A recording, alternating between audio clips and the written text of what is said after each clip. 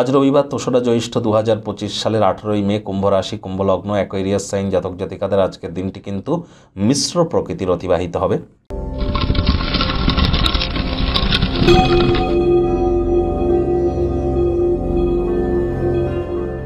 ভিডিওটির শুরুতেই স্ক্রিনে আপনারা দেখতে পাচ্ছেন সূর্যদেবের প্রণাম মন্ত্র। ওম জবা কুসুম শঙ্কাশং কাশ্যপেয়ং মহাদতিম ধন্তারিং সর্বপাপঘ্নং প্রণত হস্মি দিবাকারম। এটি আজ আপনারা সকাল সকাল ঘুম থেকে উঠে সূর্যদেবকে প্রণাম করে 7 বার জপ করে দিনটি শুরু করুন।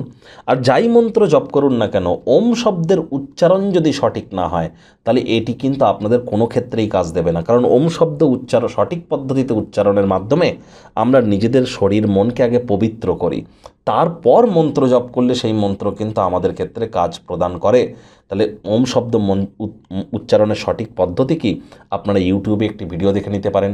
অ্যাকচুয়াল পদ্ধতি কেমন হবে, ও এর উচ্চারণ নাভি থেকে, পেট থেকে, অ এর উচ্চারণ গলা থেকে, ম এর উচ্চারণ মাথা থেকে, এমনটি হতে পারে। ও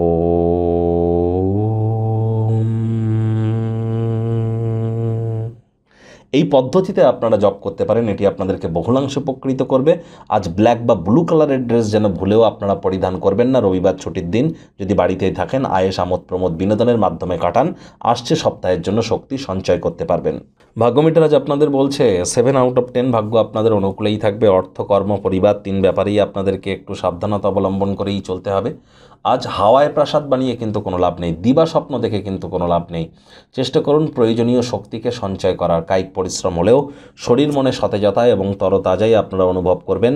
অর্থগত ব্যাপারে আয় ইনকাম তো বাড়বে, তবে খরচও কিন্তু বাড়বে, যার কারণে সঞ্চয় কিন্তু ঘাটতি পড়তেই পারে। চাকরিজীবী যারা আছেন তাদের অফিসে কম কথা বলে কাজ বেশি করতে হবে, মনের থেকে মস্তিষ্ককে বেশি দাম দিতে হবে।